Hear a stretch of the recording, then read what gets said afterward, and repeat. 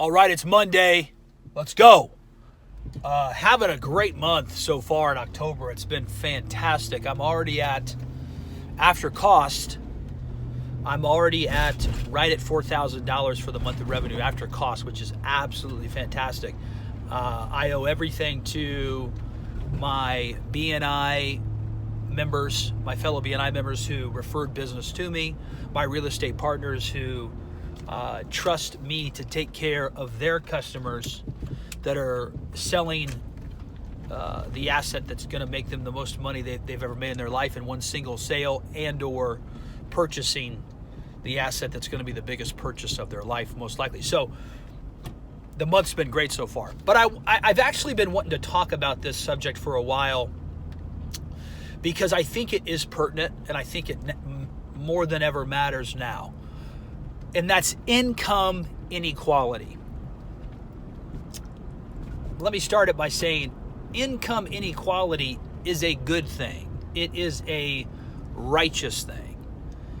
There is nothing wrong with income inequality. I'm going to use two examples that I know of, both of which are men, and both of which are extremely professional and knowledgeable. I tried to merge those two words, my bad. And knowledgeable in their respective professions. So I'm not gonna say names and whatnot, but anyways, one individual I worked with years ago, he is the general sales manager of a car lot here in town. They sell new and used cars. He's very successful. The car lot gets a lot of traffic. They have a great crew. They do a really good job. He's probably making somewhere between $120,000 to $150,000 a year managing the car lot for the owner and his partners. He's not the general manager, but he is the general sales manager. So he's just under the general manager. His skill set is very high. He understands finance. He knows how to negotiate. His ability to make sure that all the ducks are in a row is fantastic. He's great at his job in all aspects of it. Training people, negotiating with customers, selling the metal. Sell the metal! He's great, right? And he makes between $120,000 to $150,000 a year. Works a lot of hours. When you're in the car business, you know, it's similar to retail. You have to be there when the customers are going to be there, which means a lot of times you're there after hours and you're there on the weekends. But nonetheless, he's very successful, $120,000 to $150,000 a year. Worked with him years ago. There's another gentleman that I know that I've recently gotten connected with who's a personal trainer, okay? And he is a ex-pro bodybuilder, collegiate athlete, very knowledgeable in personal training, an absolute stud. And he has different tiers that he sells as far as offerings. If you wanted to use him as a trainer to train and prepare for a show or a competition, he has a different price point for that. So I'm not entirely sure how much he makes, but I am going to go off what I believe his hourly rate is, which is right at $50 an hour or for 45 minutes. Now, here's the thing. He works every day, but he's not working every hour of every day. And in truth, from his personal training business, he's probably making anywhere between $70,000 to $80,000 a year as a personal trainer, selling his expertise, training people to get in better shape, to feel confident, as well as there's an individual that I know who she hired him to prepare her for a bodybuilding competition, which was very expensive because it's a whole other degree of commitment, etc. Here's the point. Between the two individuals, both of which are highly skilled, well-trained, proficient in their individual professions, the general sales manager of that car lot makes more money because, this is the reason why, because more is demanded of him. The personal trainer, it's his own business. He works when he wants to or when the client can. He manages his own social media. He does all the work for himself. He is the boss. He pays himself. The general sales manager in fact, is employed by the owner and his partners to make sure that the business runs as smoothly as possible, and really all of the obligation for carrying out the day in and day out operations, I think that's the right way to say it, is really all up to him and the other sales manager concerning managing the sales staff and making sure that the lot is structured correctly, that they have new inventory, that things are up to date, yada, yada, yada. There's more of a responsibility on the general sales manager to make sure stuff is running correctly than there is on the personal trainer who's running his own business. Now, again, the personal trainer, it is his business. It's entirely up to him. However, even though he is responsible entirely for what happens with his business, it isn't the same level of stress, if I can speak to my own business, which is much smaller than both of theirs, that the one general sales manager of the car lot goes through every single day. Because again, the personal trainer works when he wants to. He does what he wants to do. He makes as much money as he wants to make within reason. Obviously, he can't work every hour every day. He'd never sleep. He'd never see his wife, etc. The point is, income inequality is actually a good thing because it's based on A, the profession that we choose, and B, or number two, the skill set by which we operate. There's other personal trainers that are in the gym that don't make as much as he does because they aren't as skilled and they don't have the history of success that he has concerning being a professional bodybuilder and just creating his own, or cultivating, his own brand. Income inequality is extremely valuable. I should not make, as a handyman who cleans gutters, I'm going into the fall, I'm going to mulch leaves and clean gutters, I'm super pumped.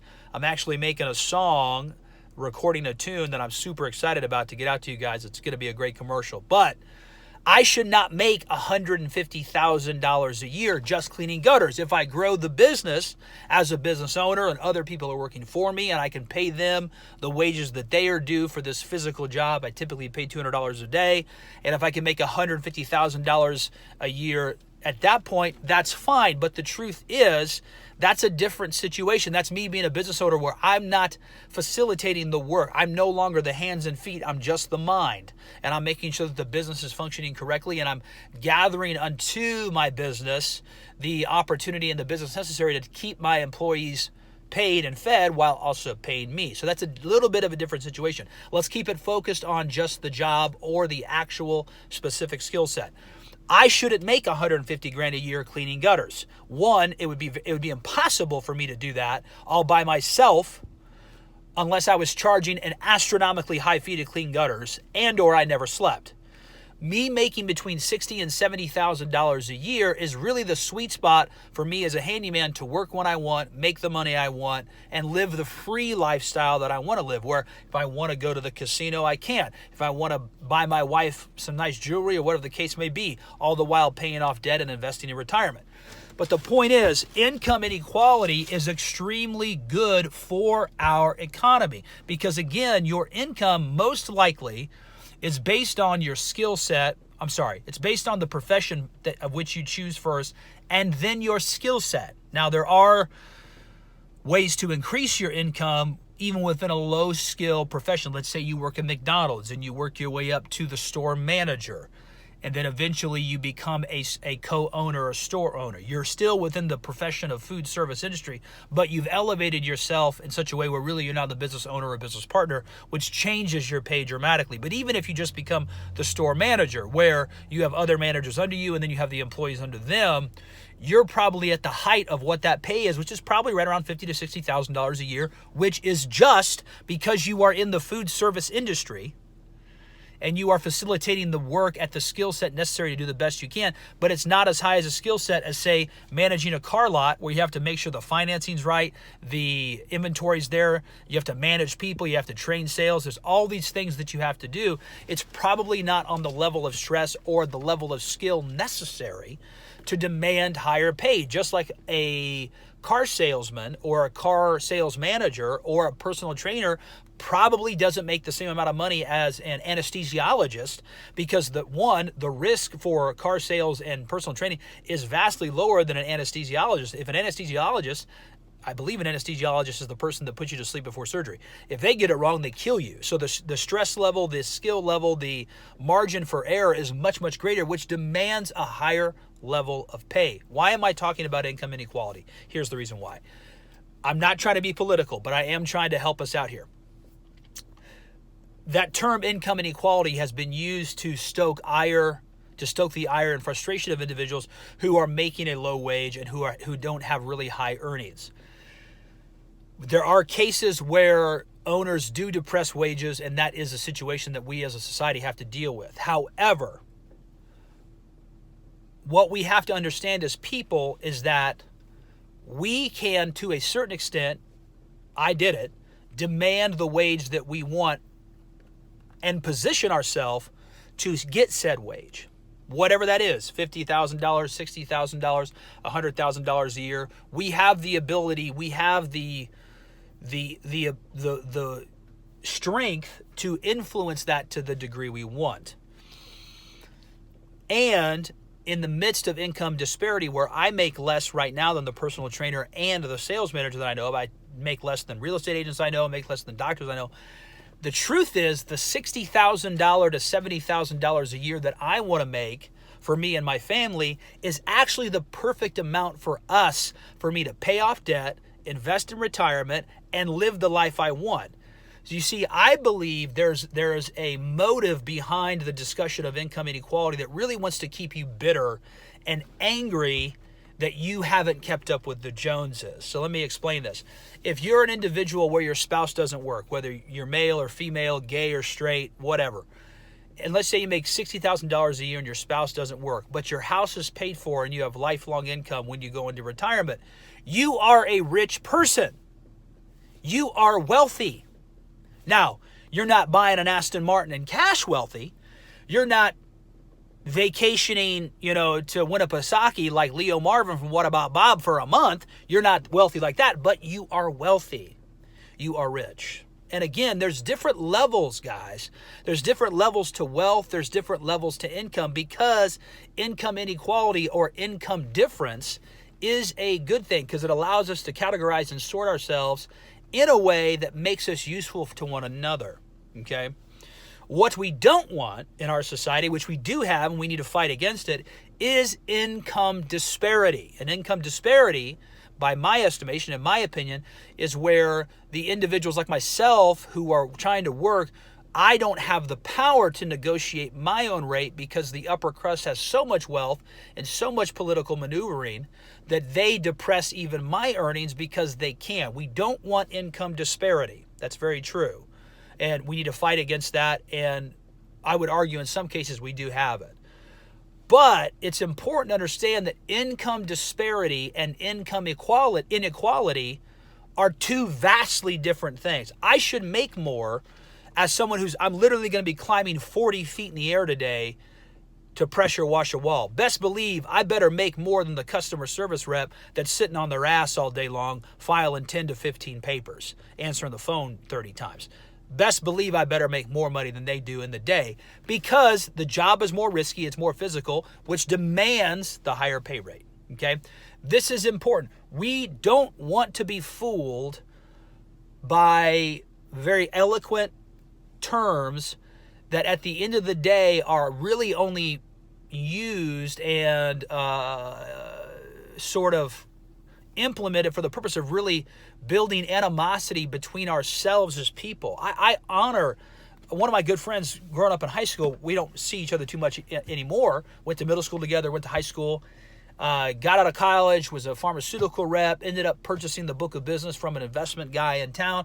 He does real well now. He makes crazy, crazy money. I honor him. I respect him. He's fantastic. One, he's a great guy, has a beautiful family, beautiful wife, beautiful kids. But he took a shot, and his job, although it's much less dangerous than my job, for his customers, it's far more risky, because if he gets it wrong, they could lose a lot of money. Where for me, I'm not doing foundation work. I'm not doing plumbing. I'm not doing electrical. If I fall off your roof and rip your gutters off, it's easy for me to spend $1,500 and slap on a new gutter. I don't want to do that, but the fix is easy. It's not easy if you lose somebody $1 million. That's a hard call to make. His pay is commensurate with his skill set and the risk of his job, and that's a good thing. I honor him. I respect him. We all need to be in our specific spots that we can be in to build wealth for our families and live the lifestyle we want. I'm free, guys. If I just came from a store, tried to set something up, I'm excited for the wife. If I want to go to the casino today, I can call my customers, hey, I'm going to postpone this. I'll be back tomorrow. I'm happy to make $60,000 to $70,000 a year to have that freedom and be in control of what I am doing as the business owner. Income inequality is good. If you don't like the word inequality, just shift it with diversity. Income diversity. Oh my God. Inclusion, income diversity, inclusion. It's a good thing. It's a great thing. Your skill set and what you are drawn to, does in part dictate how much you make. The people who grew up and became medical sales reps, who literally sell devices to doctors that keep people alive or perform surgeries, they should make $150,000 a year salary plus $100,000 to $200,000 a year bonus and commissions, because their knowledge has to be great to sell the product and the risk is very high. They deserve that pay. They make a lot more than me, and they should. Their skill set's higher. Okay? Now, they don't have the freedom I have. They don't get to come and go like I get to come and go. That's the benefit of being a business owner. Again, I've said this before, be cautious about being too well fed, because it'll get you comfortable and you'll want to stay comfortable. But that's something else. Income inequality or income diversity is good. We want to keep it. We want to stay away, and we want to fight income disparity, where one portion of the population has all the say in what the other portion makes.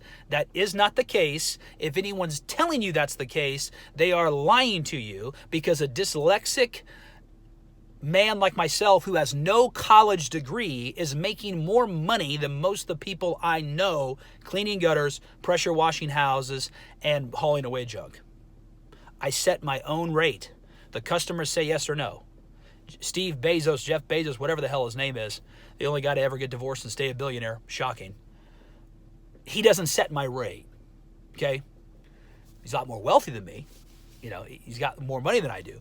But I'm in charge of what I do. Don't allow yourself to believe the fact that there's this Illuminati group that's keeping you down. No. You may be in a tough situation due to a generational situation of a curse where you've come from poverty and you don't know really how to get out, or your mindset hasn't really flipped over yet to where you're willing to do whatever it takes. I told my wife and my kids yesterday, you're worth, you guys are the reason I climbed 40 feet in the air. You're worth it, because I want to do my best for you. And this is my best. I'm dyslexic. I don't have a college degree. I'm not going to start the next great tech company. It's not going to happen. That's okay. I can clean gutters, I can haul, I can pressure wash, I can make my $60,000 to $70,000 a year, invest in retirement, pay off debt, and build a financial legacy for my kids that's strong. Income inequality is good. Income disparity, bad. If you don't like the word inequality because of all the negative connotations that a certain side of the aisle has put with it, great. Say income diversity. Forget it. Who cares, right? It's a good thing. Get where you can get to the position you can get in, get where you fit in, and start making the money that you want to make and or close to, and then take it to the next level and start making it work harder for you. If you've liked the content, like, share, subscribe, leave a comment. If you've hated it, send it to someone you hate. Let's go.